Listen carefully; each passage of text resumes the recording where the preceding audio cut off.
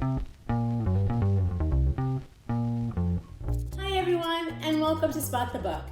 I am Miss Lisa with the Osceola Library System, and today's program will spotlight the character Kat from James Ponti's book, City Spies. All right, now here is an image of Kat. Now Kat, which is not her real name, is short for Kathmandu, which is the place where she was recruited to become a spy. Her real name is Amita, and she's 13 years old.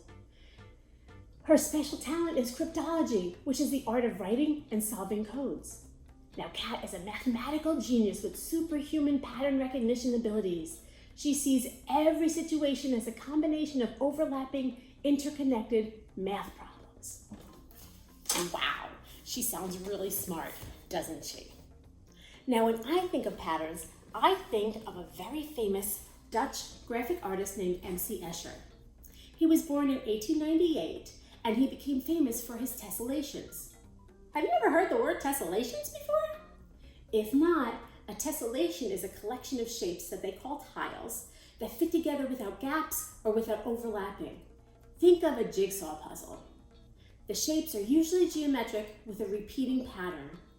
Now, some examples of some basic tessellations that you might see around you are a checkerboard, a brick wall, a tiled floor, and a honeycomb pattern in a beehive. And Escher is famous for bringing his tessellations to the next level. And I have some that I would like to share with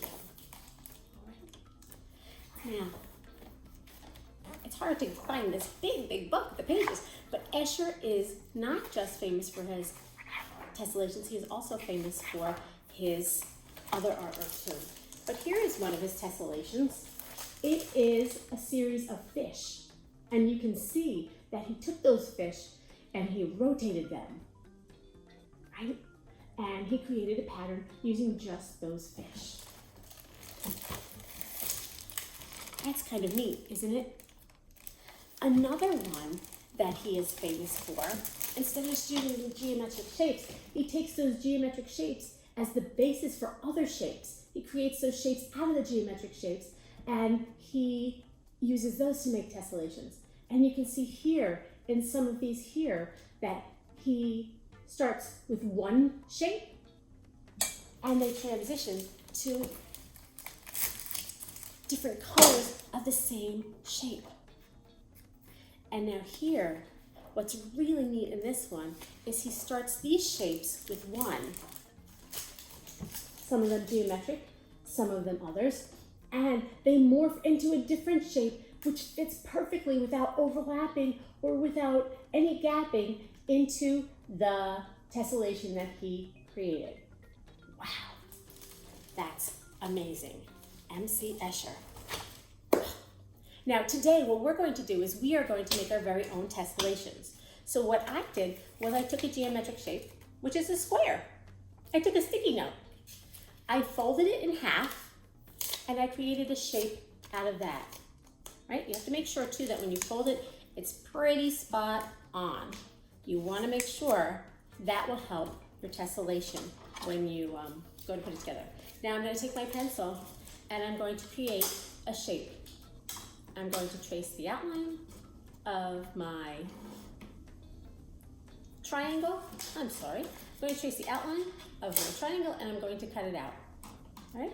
So I trace from the center point here, right, down to the corner there, and then I will cut it out. Nice and simple. Now I have a triangle. What I did was I traced that triangle in different colors. I have a blue, a pink, a green, and I'm going to take that and I'm going to start with my pattern like I started here. I glued one triangle down, flipped the other one or rotated the other one, go back to this, and I'm going to continue my pattern. I have green, purple, pink. So I'm going to take another green.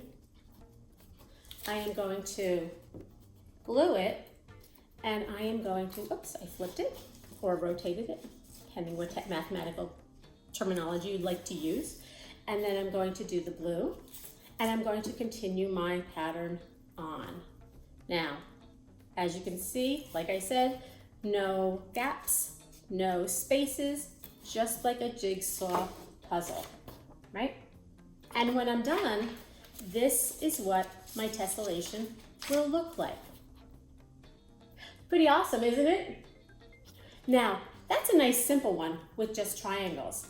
I also created another one that used arrows.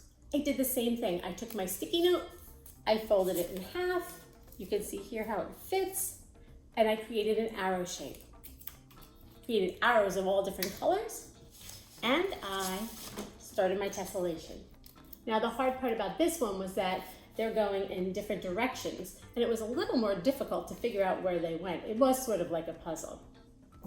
And there are many websites out there that you could go onto, or you could search for tessellations, and they will show you how to do them. There's actually one where they take my square like this, they create a shape, and they slide it over and tape it onto this side. They create another shape, cut it out, slide it up to the top, and then they've made a new shape.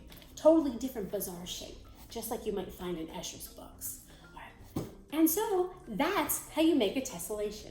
And if you want to learn more about M.C. Escher or tessellations, you can go online to mcescher.com. It's mcescher.com, or come to the library to check out books like this. What an amazing book. You'll learn all about M.C. Escher's life. And don't forget to register for our Spot the Book Be in Stat Challenge if you haven't already done so. Then enter today's secret code to earn 5 tickets towards some pretty amazing prizes. And don't forget to watch us again for our next Spot the Book presentation. All right?